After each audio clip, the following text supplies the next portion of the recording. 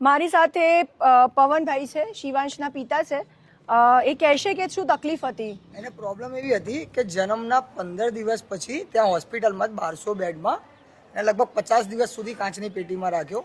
પણ જન્મના 15 દિવસ પછી એને ત્યાંથી રજા આપી NICUમાંથી. અમે બેડ ઉપર લઈ ગયા તો એના 24 કલાક પછી એ બિલકુલ બ્લેન્ક થઈ ગયો. ના શ્વાસ લે, ના હલનચલન, કશું જ નહીં.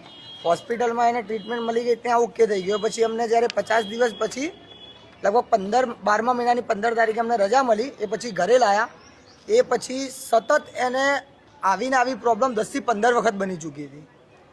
પણ કેવું, ઘરે મોઢેથી શ્વાસ આપીએ તો કમ્પ્લીટ થઈ જતું હતું. એ પછી હમણાં મહિના પહેલાં જ આદર્શ હોસ્પિટલમાં એની પ્રોબ્લેમ માટે એડમિટ કરવો પડ્યો હતો. તો ત્યાંથી મહિના જેવું થઈ ગયું છે, પણ હાલમાં એવી કોઈ પ્રોબ્લેમ ટ્રીટમેન્ટ ચાલુ છે એની. પણ આના કરતાં કંઈ સારી ટ્રીટમેન્ટ મળે. ના, ચોક્કસ કરીશું. રહેશે.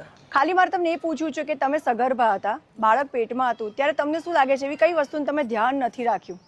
જે નથી આટાએ ખાવા પીવામાં ધ્યાન ના રાખ્યું ને આજે એની સજા બાળકને મળી રહી છે. ચાઇનીઝ ખાતા? સરસ. ચાઇનીઝ પણ એક એવું રીઝન છે, કારણ કે ચાઇનીઝના સોસીસ એવા હોય છે કે જે બાળકના હાડકાને થવા નથી દેતું. કે આવી ઘણી નાની વસ્તુઓ છે જે ધ્યાન રાખવાની જરૂર છે, જેના કારણે બાળક કુપોષિત જન્મે છે. આ બાળક જન્મ્યું ત્યારથી કુપોષિત છે ને જેના કારણે ઘણી બધી બીમારીઓને ઘેરાઈ વળી છે.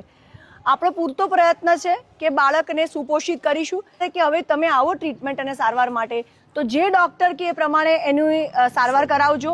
તમારા ખાવા પીવામાં ધ્યાન રાખજો, કારણ કે તમારું ફીડિંગ પર હશે બાળક, તો બરાબર, અને રેગ્યુલર અને ટાઈમ પર લઈને આવજો.